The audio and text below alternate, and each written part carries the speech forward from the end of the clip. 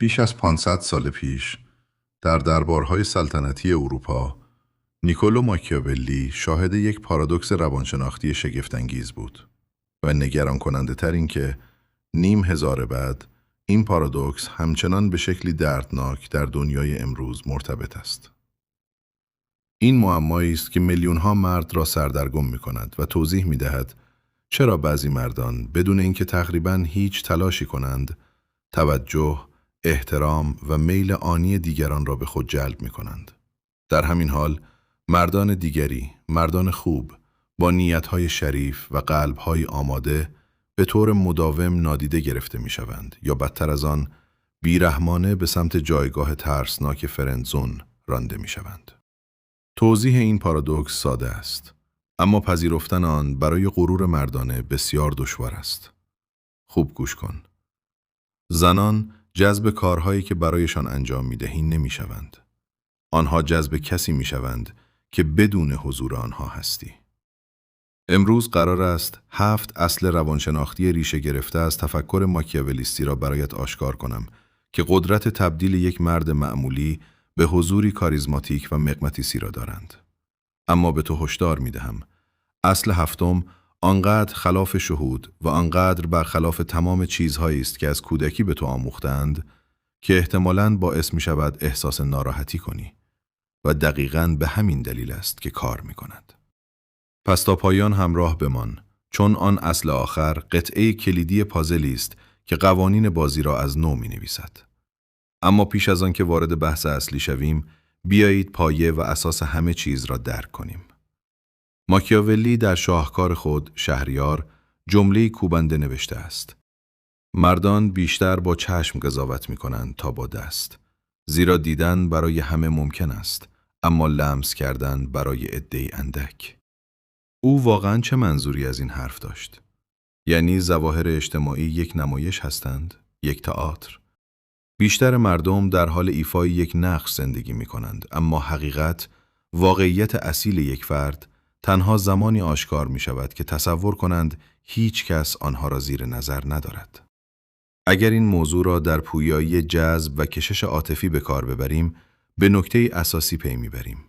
شکاف بسیار بزرگی وجود دارد، گاهی حتی یک دره عمیق، میان چیزی که یک زن آگاهانه میگوید میخواهد و چیزی که روان عمیق او واقعاً به دنبال آن است. این اتفاق به این دلیل رخ نمیدهد که آنها ریاکار یا دروغگو هستند. دلیلش این است که جذب شدن یک فرایند منطقی نیست. فهرستی از خرید نیست که در آن منطقی ترین و مناسب ترین گزینه را انتخاب کنی. جذب شدن احساسی و غریزی است. در میلیون‌ها سال تکامل زیستی ریشه دارد.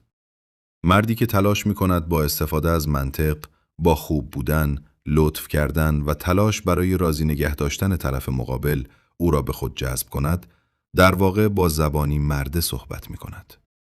اما مردی که این تفاوت را درک می‌کند، مردی که یاد می‌گیرد به جای زبان انتظارات سطحی اجتماعی، با زبان واقعی جذب و کشش صحبت کند، به نتایجی دست پیدا می‌کند که دیگران حتی نمی‌توانند تصورش را بکنند. جامعه به تو دروغ گفته است. به تو گفتند اگر خدمتگزار و کمک کننده باشی، اگر همیشه در دسترس باشی و اگر نیازهای خودت را فدا کنی، در مقابل با عشق پاداش خواهی گرفت. اما واقعیت خلاف این را به تو نشان داده است. این رویکرد فقط باعث ایجاد کسالت و فقدان احترام می شود. برای خارج شدن از این چرخه، باید رویکردت را از نو برنامه ریزی کنیم. باید یک ذهنیت راهبردی، سرد و مؤثر را به کار بگیریم. و همه چیز با اصل اول آغاز می شود. این اصل پایه و اساس تمام چیزهایی است که در ادامه می آیند. و متاسفانه اصلی است که بیشتر مردان هر روز بدون اینکه حتی متوجه باشند آن را زیر پا می گذارند و فرصتهای خود را حتی پیش از آن که دهان باز کنند نابود می کنند. آماده باش، چون همین حالا قرار است اولین افسانه را در هم بشکنیم. اصل شماره 1: کمال و رضایت مستقل از دیگران. این اصل اول پایه و اساس مطلق تمام چیزهایی است که در ادامه می آیند و بدون شک همان اصلی است که بیشتر مردان هر روز بدون اینکه متوجه باشند آن را زیر پا می‌گذارند. پیش از آن که به دنبال یک رابطه باشی، باید از نظر روانی به کمال رسیده باشی. نه تقریباً کامل، نه 80%، کاملاً کامل. این در عمل یعنی چه؟ یعنی شادی، احساس هدفمندی و عزت نفست نباید به تایید زنان وابسته باشد. چون دقیقاً در همان لحظه‌ای که یک زن تشخیص می‌دهد برای احساس کامل بودن به او نیاز داری، چیزی غریزی در مغز او خاموش می‌شود. چرا؟ چون تکامل زنان را به گونه‌ای برنامه‌ریزی کرده است که به دنبال مردانی باشند که بتوانند امنیت، ثبات و محافظت فراهم کنند. و مردی که برای احساس کامل بودن به یک زن نیاز دارد، بنابر تعریف نمی‌تواند این چیزها را فراهم کند. از نظر روانشناختی، چنین مردی تبدیل به کودکی می‌شود که به دنبال مادر می‌گردد، نه یک شریک برابر. این موضوع در زندگی واقعی این گونه خودش را نشان می‌دهد. مرد ناقص درست در لحظه‌ای که او آزاد می‌شود، برنامه‌های مهمش را لغو می‌کند. هر 5 دقیقه تلفنش را چک می‌کند و با اضطراب منتظر پاسخ اوست. حال و هوای روزش را بر اساس اینکه تعاملاتش با او چگونه پیش می‌رود تعیین می‌کند و بدتر از همه دوستان، علایق و اهداف خودش را قربانی می‌کند. همه چیز برای اینکه بیشترین زمان ممکن را در کنار او بگذراند. اما مرد کامل پیش از آن که او وارد زندگیش شود، از قبل زندگی داشته که کاملا خوب پیش می رفته است. او دوستان قدرتمندی دارد، علایقی دارد که به او انرژی می دهند و اهداف روشنی دارد که او را به جلو می رانند. وقتی او وارد زندگیش می شود، وارد یک خلأ ناامیدانه نمی شود. او وارد جهانی می شود که از قبل در حرکت است و یک جهان در حال حرکت مغناطیسی است. چون دیگر از خودش نمی پرسد آیا من را دوست دارد؟ بلکه شروع می کند از خودش پرسیدن آیا می توانم بخشی از این زندگی جذاب باشم؟ قدرت کاملا از یک دست به دست دیگر منتقل شده است و همین تغییر همه چیز را دگرگون می کند. حالا چطور می توانی این احساس کمال و رضایت درونی را پرورش دهی؟ چون این چیزی نیست که بتوانی با ترفندهای ارزان قیمت وانمودش کنی. باید واقعاً زندگی بسازی که تو را سرشار کند. 3 حوزه را شناسایی کن که واقعاً هیجان زده‌ات می کنند. نه چیزهایی که در شبکه‌های اجتماعی دیگران را تحت تأثیر قرار می دهند. بلکه چیزهایی که وقتی هیچ کس نگاهت نمی کند، درونت را روشن می کنند. ممکن است هنرهای رزمی باشد. کسب کاری که از صفر در حال ساختنش هستی. یک ساز موسیقی که در حال مسلط شدن با آن هستی. یا بدنی که در باشگاه در حال ساختنش هستی. مهم نیست چه چیزی باشد. چیزی که اهمیت دارد این است که این حوزه ها مستقل از هر رابطه‌ای وجود داشته باشند. آنها لنگر تو، هویت تو و پایه محکم تو هستند. و وقتی واقعاً در آنها ریشه می‌دوانی، اتفاقی شگفت‌انگیز رخ می‌دهد. دیگر دنبال زنان نمی‌دوی، نه به عنوان یک استراتژی برای دستکاری آنها، بلکه به این دلیل که واقعاً درگیر چیزی بزرگتر از خودت شده ای. و همین غرق شدن، همین تمرکز بر مأموریت شخصی خودت، یکی از قدرتمندترین نشانه‌های جذابیتی است که یک مرد می‌تواند از خود بروز دهد. اما مراقب باش. جامعه مدرن در بخش بعدی دقیقاً به تو یاد می‌دهد که برعکس این کار را انجام دهی. به تو می‌گویند خوشایند باشی، از درگیری دوری کنی و همه را راضی نگه داری. و این سریعترین مسیر به سوی نامرئی شدن است. اصل شماره 2، اصالت قطبی کننده. این اصل دوم برخلاف تمام چیزهایی است که جامعه مدرن آموزش می‌دهد. به تو می‌گویند مهربان باشی، از درگیری اجتناب کنی و برای اینکه دیگران دوستت داشته باشند همه را راضی نگه داری. با دقت به من گوش کن. این سریعترین مسیر به سوی نامرئی شدن کامل است. نیکولو ماکیاولی به خوبی فهمیده بود که مردی که تلاش می کند همه را راضی کند، در نهایت هیچ کس را راضی نخواهد کرد. چون وقتی لبه های شخصیتت را نرم می کنی، وقتی نظرات قوی خودت را پنهان می کنی و تبدیل به فردی بی خطر میشوی، همزمان به فردی بیمزه، بی‌طعم، فاقد شخصیت و در نهایت فراموش شدنی تبدیل میشوی. اصالت قطبی کننده یعنی عقاید روشنی داشته باشی، حتی اگر این عقاید در میان همه محبوب نباشند. یعنی ارزش‌هایت را بدون عذرخواهی بیان کنی، حتی اگر بعضی افراد آنها را دوست نداشته باشند. یعنی آماده باشی تایید کسانی را از دست بدهی که از ابتدا نیز با تو همراستا نبودند. چرا این موضوع تا این حد مغناطیسی است؟ چون در دنیایی که همه از یک نقاب اجتماعی استفاده می کنند، جایی که مردم تک تک کلماتشان را حساب می کنند تا کسی را ناراحت نکنند، مردی که جرأت می کند واقعاً خودش باشد، به یک پدیده غیر عادی و جذاب تبدیل می شود. زنان به دنبال کمال نیستند. آنها به دنبال واقعیت هستند. می خواهند بدانند تو واقعاً چه کسی هستی. نه آن نسخه تعدیل شده و فیلتر شده ای که فقط برای به دست آوردن تایید آنها ارائه می کنی. و به طور متناقض، وقتی نشان می دهی واقعاً چه کسی هستی، از جمله عقایدی که محبوب نیستند، ارتباطی بسیار عمیق‌تر با زنی ایجاد می کنی که واقعاً با تو همزاد پنداری می کند. بیشتر مردان در یک گفتگو با هر چیزی که زن می گوید موافقت می کنند. از مخالفت اجتناب می کنند و موضع خودشان را قربانی می کنند تا یک هماهنگی سطحی را حفظ کنند. فکر می کنند این کار باعث ایجاد ارتباط می شود. اما چیزی که در واقع ایجاد می کند کسالت است. مردی که واقعاً اصالت قطبی کننده دارد، وقتی مخالف باشد آن را بیان می کند، نه با پرخاشگری، نه برای تحریک کردن، بلکه صرفاً به این دلیل که این حقیقت اوست. دیدگاهت را می فهمم، اما من کاملاً متفاوت با آن نگاه می کنم و دلیلش این است. این توانایی که فرد موضع خودش را حفظ کند، باعث ایجاد احترام، تنش فکری و علاقه می شود. اما مراقب باش. منظورم این نیست که دائما مخالف خوان باشی یا صرفاً برای مخالفت کردن دیگران را تحریک کنی. من درباره داشتن یک ستون فقرات فکری و عاطفی صحبت می کنم.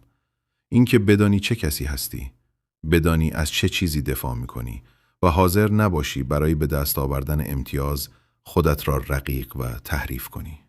و این ما را مستقیماً به اصل سوم می رساند. اصل شماره 3. حضور متعادل. بیشتر مردان به صورت دو حالتی رفتار می کنند. یا کاملاً غایب، سرد و دور هستند، یا خفه کننده، بیش از حد حاضر و 24 ساعته در دست رسند. هر دو افراد جذابیت را از بین می برند. غیبت کامل بی‌علاقگی را منتقل می کند. حضور دائمی ناامیدی و درماندگی را منتقل می کند.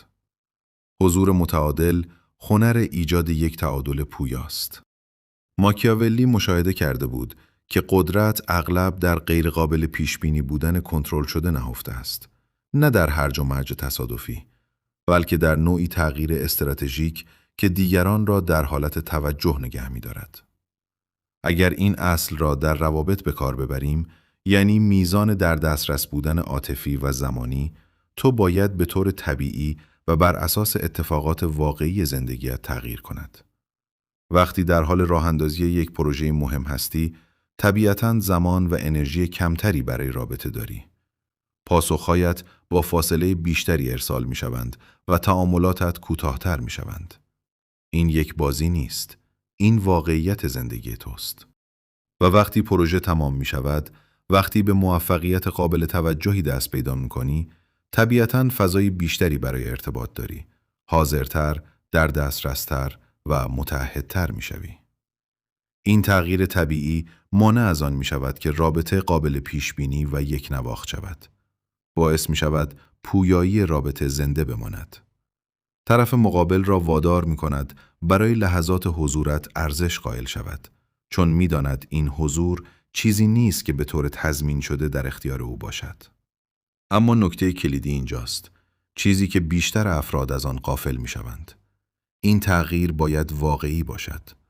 اگر وانمود کنی سرت شلوغ است، در حالی که در واقع در خانه نشسته‌ای و لحظه شماری می کنی تا ببینی آیا او برایت پیام فرستاده یا نه، او متوجه خواهد شد. زنان در تشخیص اصالت راداری فوق‌العاده حساس دارند. آنها دستکاری و بازی روانی را از کیلومترها دورتر تشخیص می‌دهند. حضور متعادل فقط زمانی کار می‌کند که از یک زندگی واقعاً غنی و متنوع سرچشمه بگیرد. و این ما را به حوزه‌ای حتی دشوارتر می‌رساند. چون داشتن یک زندگی پرمشغله کافی نیست اگر استانداردی نداشته باشی. و این دقیقاً جایی است که بیشتر مردان به شکلی اسفناک شکست می‌خورند. اصل شماره 4: استاندارد تسلیم ناپذیر. حالا به یک نقطه حیاتی می‌رسیم و اینجاست که بسیاری از مردان شروع به احساس ناراحتی می‌کنند. زیرا این اصل چیزی را می‌طلبد که جامعه مدرن تقریباً آن را غیر اخلاقی می‌داند. استانداردهای بالایی داشته باشی و بدون عذرخواهی بر آنها پایبند بمانی. بیشتر مردان استانداردهای واقعی ندارند. آنها ترجیحات مبهم، خواسته‌های محتاطانه و امیدهای خاموشی دارند که در همان لحظه‌ای که یک زن جذاب کوچکترین توجهی به آنها نشان می‌دهد، ناپدید می‌شوند. رفتارهایی را تحمل می‌کنند که از آنها متنفرند. بی احترامی‌های آشکار را توجیه می‌کنند. نیازهای خودشان را قربانی می‌کنند فقط برای اینکه رابطه‌ای را سر پا نگه دارند که اصلاً نباید وجود داشته باشد. چرا؟ از ترس. ترس از تنهایی. ترس از اینکه نتوانند چیز بهتری پیدا کنند. ترس از اینکه باور کنند حق ندارند چیز بیشتری مطالبه کنند. و این ترس سمی است. مردان را به نسخه‌های ضعیف شده‌ای از خودشان تبدیل می‌کند. در حالی که ناامیدانه به روابطی چسبیدند که آنها را فرسوده می‌کنند. یک استاندارد تسلیم ناپذیر یعنی دقیقاً بدانی چه چیزی را می‌پذیری و چه چیزی را نمی‌پذیری. و وقتی کسی از مرزهایت عبور می‌کند، فوراً واکنش نشان می‌دهی. نه با خشم، نه با فریاد و نه با ایجاد درام، بلکه با شفافیتی سرد و مطلق. زنان به دنبال کمال نیستند. آنها به دنبال واقعیت هستند. می‌خواهند بدانند تو واقعاً چه کسی هستی. نه آن نسخه تعدیل شده و فیلتر شده‌ای که فقط برای به دست آوردن تایید آنها ارائه می‌کنی. و به طور متناقض، وقتی نشان می‌دهی واقعاً چه کسی هستی، از جمله عقایدی که محبوب نیستند، ارتباطی بسیار عمیق‌تر با زنی ایجاد می‌کنی که واقعاً با تو همزاد پنداری می‌کند. بیشتر مردان در یک گفتگو با هر چیزی که زن می‌گوید موافقت می‌کنند. از مخالفت اجتناب می‌کنند و موضع خودشان را قربانی می‌کنند تا یک هماهنگی سطحی را حفظ کنند. فکر می‌کنند این کار باعث ایجاد ارتباط می‌شود، اما چیزی که در واقع ایجاد می‌کند کسالت است.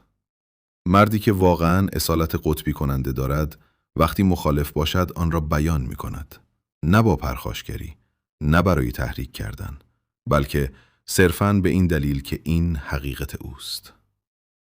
دیدگاهت را می‌فهمم، اما من کاملاً متفاوت به آن نگاه می‌کنم و دلیلش این است. این توانایی که فرد موضع خودش را حفظ کند، باعث ایجاد احترام، تنش فکری و علاقه می‌شود. اما مراقب باش. منظورم این نیست که دائما مخالف خوان باشی یا صرفاً برای مخالفت کردن دیگران را تحریک کنی. من درباره داشتن یک ستون فقرات فکری و عاطفی صحبت می‌کنم. اینکه بدانی چه کسی هستی، بدانی از چه چیزی دفاع می‌کنی و حاضر نباشی برای به دست آوردن امتیاز خودت را رقیق و تحریف کنی. و این ما را مستقیماً به اصل سوم می‌رساند. اصل شماره 3: حضور متعادل. بیشتر مردان به صورت دو حالتی رفتار می‌کنند. یا کاملاً غایب، سرد و دور هستند، یا خفه کننده، بیش از حد حاضر و 24 ساعته در دست رسند. هر دو افراط جذابیت را از بین می‌برند. غیبت کامل بی‌علاقگی را منتقل می‌کند. حضور دائمی ناامیدی و درماندگی را منتقل می‌کند. حضور متعادل هنر ایجاد یک تعادل پویاست. ماکیاولی مشاهده کرده بود که قدرت اغلب در غیرقابل پیشبینی بودن کنترل شده نهفته است، نه در هرج و مرج تصادفی، بلکه در نوعی تغییر استراتژیک که دیگران را در حالت توجه نگه می‌دارد. اگر این اصل را در روابط به کار ببریم، یعنی میزان در دسترس بودن عاطفی و زمانی تو باید به طور طبیعی و بر اساس اتفاقات واقعی زندگیت تغییر کند. وقتی در حال راه‌اندازی یک پروژه مهم هستی، طبیعتاً زمان و انرژی کمتری برای رابطه داری. پاسخهایت با فاصله بیشتری ارسال می‌شوند و تعاملاتت کوتاه‌تر می‌شوند. این یک بازی نیست، این واقعیت زندگی توست. و وقتی پروژه تمام می‌شود، وقتی به موفقیت قابل توجهی دست پیدا می‌کنی، طبیعتاً فضای بیشتری برای ارتباط داری. حاضرتر، در دسترستر و متعهدتر می‌شوی. این تغییر طبیعی مانع از آن می‌شود که رابطه قابل پیشبینی و یک نواخت شود. باعث می‌شود تویایی رابطه زنده بماند. طرف مقابل را وادار می‌کند برای لحظات حضورت ارزش قائل شود، چون می‌داند این حضور چیزی نیست که به طور تضمین شده در اختیار او باشد. اما نکته کلیدی اینجاست، چیزی که بیشتر افراد از آن غافل می‌شوند. این تغییر باید واقعی باشد. اگر وانمود کنی سرت شلوغ است، در حالی که در واقع در خانه نشسته ای و لحظه شماری می‌کنی تا ببینی آیا او برایت پیام فرستاده یا نه، او متوجه خواهد شد. زنان در تشخیص اصالت راداری فوق‌العاده حساس دارند. آنها دستکاری و بازی روانی را از کیلومترها دورتر تشخیص می‌دهند. حضور متعادل فقط زمانی کار می‌کند که از یک زندگی واقعاً غنی و متنوع سرچشمه بگیرد. و این ما را به حوزه‌ای حتی دشوارتر می‌رساند. چون داشتن یک زندگی پرمشغله کافی نیست اگر استانداردی نداشته باشی. و این دقیقاً جایی است که بیشتر مردان به شکلی اسفناک شکست می‌خورند. اصل شماره 4: استاندارد تسلیم ناپذیر. حالا به یک نقطه حیاتی می‌رسیم و اینجاست که بسیاری از مردان شروع به احساس ناراحتی می‌کنند. زیرا این اصل چیزی را می‌طلبد که جامعه مدرن تقریباً آن را غیر اخلاقی می‌داند. استانداردهای بالایی داشته باشی و بدون عذرخواهی بر آنها پایبند بمانی. بیشتر مردان استانداردهای واقعی ندارند. آنها ترجیحات مبهم، خواسته‌های محتاطانه و امیدهای خاموشی دارند که در همان لحظه‌ای که یک زن جذاب کوچکترین توجهی به آنها نشان می‌دهد، ناپدید می‌شوند. رفتارهایی را تحمل می‌کنند که از آنها متنفرند. بی احترامی‌های آشکار را توجیه می‌کنند. نیازهای خودشان را قربانی می‌کنند فقط برای اینکه رابطه‌ای را سر پا نگه دارند که اصلاً نباید وجود داشته باشد. چرا؟ از ترس. ترس از تنهایی. ترس از اینکه نتوانند چیز بهتری پیدا کنند. ترس از اینکه باور کنند حق ندارند چیز بیشتری مطالبه کنند. و این ترس سمی است. مردان را به نسخه‌های ضعیف شده‌ای از خودشان تبدیل می‌کند. در حالی که ناامیدانه به روابطی چسبیدند که آنها را فرسوده می‌کنند. یک استاندارد تسلیم ناپذیر یعنی دقیقاً بدانی چه چیزی را می‌پذیری و چه چیزی را نمی‌پذیری و وقتی کسی از مرزهایت عبور می‌کند فوراً واکنش نشان می‌دهی. نه با خشم، نه با فریاد و نه با ایجاد درام، بلکه با شفافیتی سرد و مطلق. نیکولو ماکیاولی نوشته بود که اگر نتونی همزمان هم مورد ترس باشی و هم مورد عشق، بهتر است مورد ترس باشی تا مورد عشق. اگر بخوایم این مفهوم رو با توجه به این بحث تطبیق بدیم، درس آن بیرحمانه است. بهتر است مورد احترام باشی تا مورد پرستش. زیرا احترام جذابیتی پایدار ایجاد می کند. پرستش بدون احترام ناگزیر به تحقیر منجر می شود. این موضوع در زندگی واقعی این گونه خودش را نشان می دهد.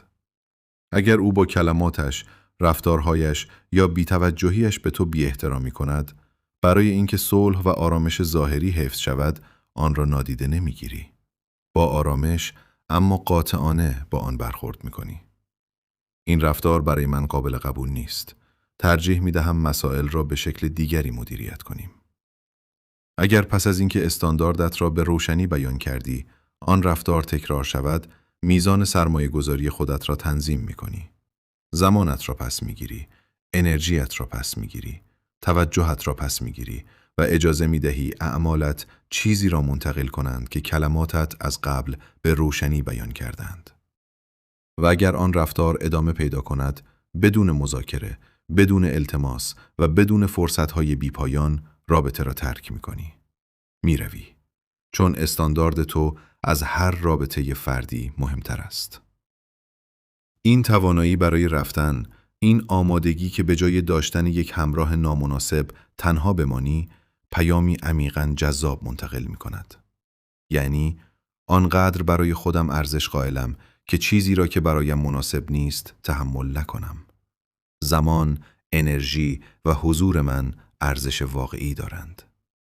و به طور متناقض، همین آمادگی برای رفتن اغلب باعث می شود که دیگر نیازی به رفتن نباشد. چون وقتی کسی متوجه می شود که جدی هستی، اینکه مرزهایت قابل مذاکره نیستند و بلوف نمیزنی، رفتار تغییر می کند. احترام شکل می گیرد و تعادل در رابطه دوباره برقرار می شود. اما حتی اگر این اتفاق نیفتد، حتی اگر او تصمیم بگیرد به استانداردهایت احترام نگذارد، تو چیزی بسیار ارزشمندتر از یک رابطه ناسالم به دست می آوری. احترام به خود. و همین احترام به خود پایه و اساس همه چیزهای دیگر است. استانداردهای تو چه چیزهایی باید باشند؟ این موضوع به خودت بستگی دارد. اما چند مورد کلی وجود دارد که هر مردی باید داشته باشد. احترام، پایه در برقراری ارتباط، وفاداری عاطفی و جسمی، مشارکت متقابل در رابطه و توانایی مدیریت تعارض با بلوغ. اگر این موارد وجود نداشته باشند، هیچ میزان از جذابیت فیزیکی نمیتواند آن را جبران کند و مردی که این را درک می کند کمیاب می شود و کمیاب بودن ارزش ایجاد می کند. اما داشتن استاندارد ناگزیر استکاک ایجاد خواهد کرد و اینجاست که اشتباه بعدی وارد می شود. این که تصور کنیم یک رابطه خوب باید همیشه آرام و بدون تنش باشد. و این ما را مستقیماً به اصل پنجم میرساند. اصل شماره 5. تنش سازنده. این اصل به شدت با کسانی در تضاد خواهد بود که معتقدند یک رابطه سالم باید همیشه مثل یک باغ پر از گل، هماهنگ و بدون استکاک باشد. حقیقت کاملاً متفاوت است. روابط بدون تنش مرده‌اند. آنها آرام نیستند. کسل کنندند. تنش سازنده همان استکاک خلاقانه است که یک رابطه را زنده، پویا و جذاب نگه می دارد. من درباره تعارض سمی صحبت نمی کنم. منظورم درام دائمی یا فریاد و دعوا نیست. من درباره آن فضای الکتریکی صحبت می کنم که میان دو فرد قدرتمند وجود دارد. دو نفری که در یکدیگر حل نمی شوند، بلکه تمامیت و استقلال خودشان را حفظ می کنند. نیکولو ماکیاولی درک کرده بود که هماهنگی مطلق دشمن پیشرفت است. رشد و نوآوری از طریق استکاک، از طریق مخالفت و از طریق برخورد دیدگاه‌ها به وجود می آیند. روابط نیز دقیقاً از همین منطق پیروی می کنند. وقتی دو نفر همیشه در مورد همه چیز با یکدیگر موافق هستند، وقتی هیچ وقت نهی وجود ندارد، وقتی همه چیز همیشه نرم و بی‌نقص است، یکی از آن دو نفر ناپدید شده است. یکی از آن دو نفر افکار واقعی خودش را پنهان می کند. نیازهای واقعی خودش را قربانی می کند و برای حفظ یک آرامش مصنوعی نقاب به چهره زده است. در مقابل، تنش سازنده زمانی شکل می گیرد که دو انسان واقعی با یکدیگر روبرو می شوند. آنها همیشه با هم موافق نخواهند بود. بعضی چیزها را متفاوت خواهند دید. نیازهایی خواهند داشت که گاهی با یکدیگر در تضاد قرار می گیرند و این طبیعی است. این یک مشکل نیست. این نشانه آن است که دو فرد واقعی در آن اتاق حضور دارند. مردی که این موضوع را درک می کند از اختلاف نظر فرار نمی کند و فوراً برای برطرف کردن هر ناراحتی نمی دود. او اجازه می دهد تنش وجود داشته باشد، نفس بکشد و هر چیزی را که لازم است آشکار کند. گاهی این تنش با گذشت زمان خود به خود حل می شود. گاهی به گفتگوی عمیق‌تر منجر می شود و گاهی یک ناسازگاری اساسی را آشکار می کند. اما در تمام این موارد اجازه دادن به وجود تنش صادقانه‌تر، بالغ‌تر و محترمانه‌تر از سرکوب مصنوعی آن است. این موضوع در زندگی واقعی چگونه خودش را نشان می دهد؟ با دقت گوش کن. پس از یک اختلاف نظر، مرد ضعیف دچار وحشت می شود. برای عذرخواهی می دود. سعی می کند اوضاع را آرام کند.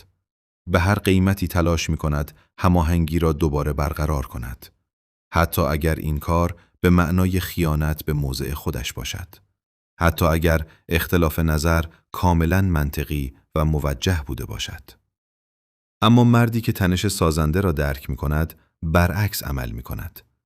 پس از اختلاف نظر فضا ایجاد می کند. دنبال طرف مقابل نمی دود. التماس نمی کند. اجازه می دهد هر دو نفر زمانی برای پردازش کردن، فکر کردن و بازگشتن با وضوح بیشتر داشته باشند. و اغلب پس از ایجاد این فضا، راه حل به شکلی اصیلتر، بالغتر و محترمانه تر شکل می گیرد. بسیار بهتر از هر مصالحه عجولانه‌ای که صرفاً از ترس از دست دادن او انجام شده باشد. این توانایی برای تحمل ناراحتی عاطفی، اینکه با اولین نشانه استکاک دچار وحشت نشوی، نوعی قدرت عاطفی را منتقل می کند که امروزه تعداد بسیار کمی از مردان از آن برخوردارند.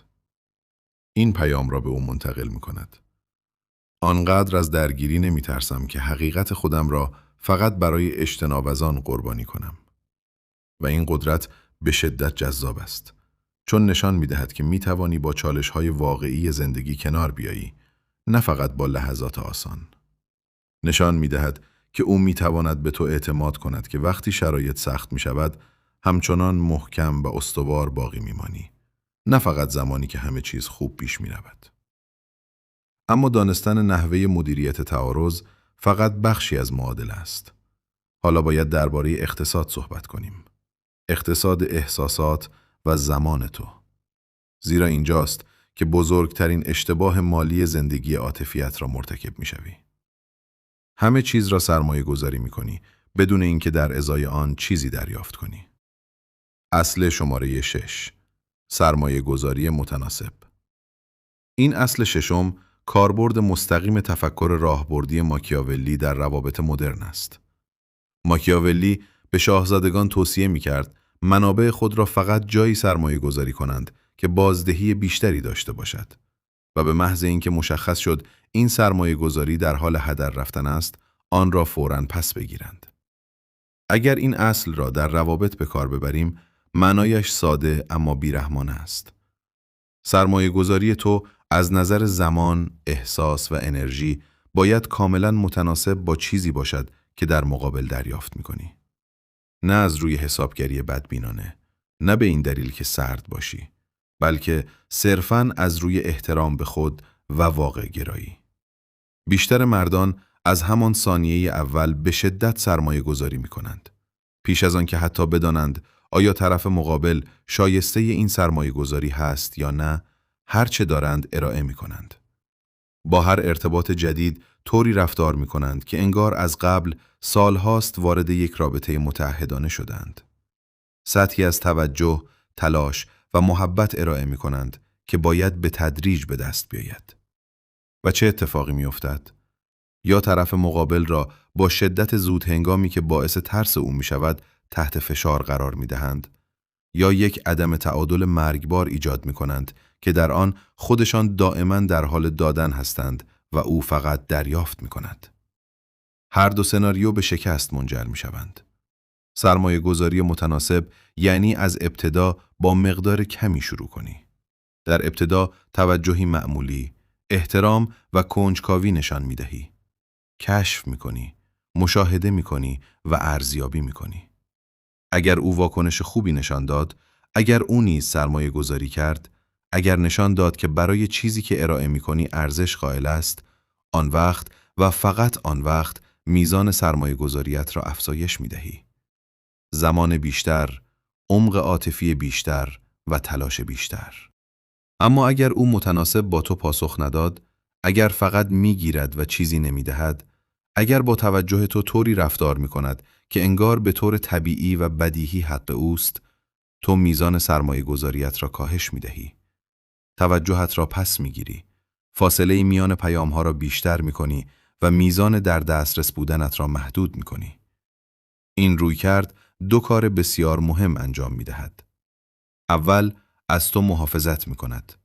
منابع محدود عاطفی خودت را برای افرادی که قدر آنها را نمی دانند هدر نمی دهی. خودت را برای کسانی که واقعاً شایسته سرمایه گذاری تو هستند در دسترس نگه می داری.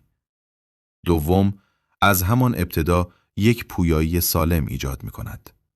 وقتی سرمایه گذاری تو متناسب و مشروط باشد، طرف مقابل متوجه نکته مهمی می شود.